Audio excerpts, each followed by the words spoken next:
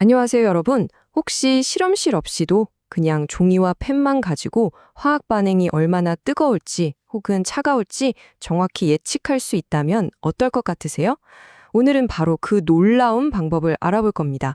진짜 무슨 화학자들만의 비밀 공식을 엿보는 것 같은 기분이 드실 거예요. 자, 그럼 바로 본론으로 들어가 볼까요? 오늘의 핵심 질문, 바로 이겁니다. 메탄올이랑 가솔린이 있어요. 만약에 똑같이 1g씩 있다면 과연 어느 쪽이 더 강력한 에너지를 뿜어낼까요? 한번 맞춰보세요. 바로 이 친구들이 오늘의 두 선수입니다. 왼쪽이 메탄올 CH3OH고요. 오른쪽은 가솔린의 대표 선수라고 할 수 있는 옥테인 C8H18이죠. 언뜻 보기엔 그냥 복잡한 기호 같지만 바로 이 화학식 안에 오늘 우리가 풀 문제의 모든 단서가 숨어 있습니다. 네, 사실 이 질문은 그냥 단순한 퀴즈가 아니에요. 화학 반응의 에너지를 어떻게 계산하는가라는 아주 중요하고 강력한 개념으로 들어가는 뭐랄까 아주 좋은 출발점이거든요. 자, 이제부터 그 비밀을 향해 한 걸음씩 들어가 보겠습니다. 그럼 한번 생각해 보죠. 과학자들은 도대체 어떻게 반응 에너지를 알아낼까요? 새로운 물질 만들 때마다 일일이 다 태워보고 폭발시켜보고 그럴 수는 없는 거잖아요. 그쵸? 방법은 크게 두 가지가 있어요. 하나는 진짜 실험실에서 직접 열량을 재보는 거고요. 다른 하나는 이미 똑똑한 과학자들이 다 측정해 놓은 데이터를 이용해서 간단하게 계산해내는 거죠. 오늘 우리는 바로 이 두 번째 방법, 그러니까 훨씬 더 빠르고 스마트한 계산이라는 비밀 단축키를 배워볼 겁니다. 자, 이 계산을 하려면요, 가장 먼저 해야 할 일이 있어요. 바로 기준선을 정하는 겁니다. 뭐든지 비교하려면 기준이 있어야 하잖아요. 예를 들어 산 높이를 잴 때 해발 몇 미터 이렇게 말하는 것처럼요. 화학에서도 그런 공통의 출발점, 일종의 해수면이 필요합니다. 그리고 화학에서 사용하는 바로 그 기준점이 표준 상태라는 겁니다. 진짜 지도에서 높이 잘 때 해수면을 0m로 약속하는 거랑 똑같은 개념이에요. 화학에서는 약속을 한 거죠. 우리 1기압 그리고 섭씨 25도에서 가장 안정적인 상태를 에너지 높이의 기준, 즉 0으로 잡자. 이렇게요. 이게 되게 재밌어요. 그냥 추상적인 개념이 아니거든요. 예를 들어 탄소의 표준 상태, 그러니까 에너지 해수면은 반짝이는 다이아몬드가 아니라 우리가 쓰는 연필심, 바로 흑연입니다. 또 산소도 그냥 산소 원자, O가 아니라 우리가 지금 이 순간에도 숨 쉬고 있는 산소 기체, O2가 바로 기준점인 거죠. 아주 구체적이죠?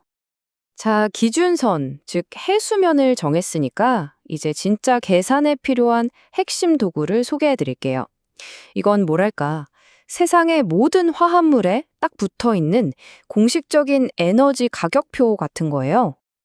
네, 이 가격표의 정식 명칭은 표준 생성 엔탈피입니다. 이름이 좀 어렵죠? 근데 진짜 별거 아니에요.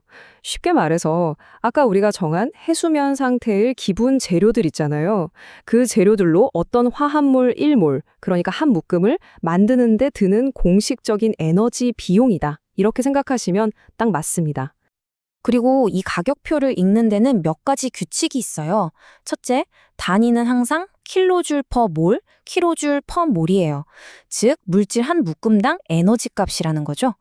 둘째, 이 가격, 즉 비용이 마이너스면요, 오히려 만들면서 에너지가 밖으로 뿜어져 나온다는 뜻이고요. 반대로 플러스면 에너지를 막 넣어줘야 겨우 만들어진다는 뜻입니다. 그리고 진짜 제일 중요한 규칙, 이게 핵심이에요.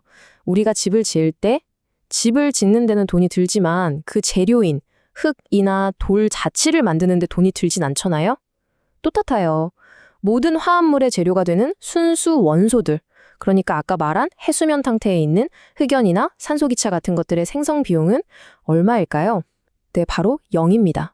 이게 모든 계산의 절대 기준점이 되는 거예요. 자, 이제 준비가 다 됐습니다. 해수면이라는 기준점도 알았고 생성 비용이라는 가격표도 손에 넣었어요. 이제 이 모든 조각들을 하나로 합쳐서 답을 구해낼 마스터 공식을 공개할 시간입니다. 바로 이겁니다. 좀 복잡해 보이지만 원리는 간단해요. 어떤 화학 반응의 전체 에너지를 알고 싶으면 최종적으로 만들어진 생성물들의 총 생성 비용에서 출발 물질이었던 반응물들의 총 생성 비용을 그냥 빼주기만 하면 됩니다. 정말 간단하죠? 최종 결과물의 가격에서 재료 가격을 빼는 것과 같아요. 아니, 근데 왜 빼는 걸까요? 그건 모든 에너지 변화라는 게 결국 도착점과 출발점의 높이 차이기 때문이에요. 이렇게 생각해 보세요. 반응물을 일단 기본 원소로 다 분해해요. 그럼 원래 반응물을 만드는 데 들었던 비용을 환급받는 셈이죠. 그리고 그 원소들로 새로운 생성물을 만들어요. 이때는 생성물 만드는 비용을 지불해야 하고요. 그래서 결국 최종 생성물의 비용에서 처음 재료의 비용을 빼주는 겁니다. 순수한 높이 차이만 구하는 거죠. 좋습니다. 이제 이론은 끝났어요.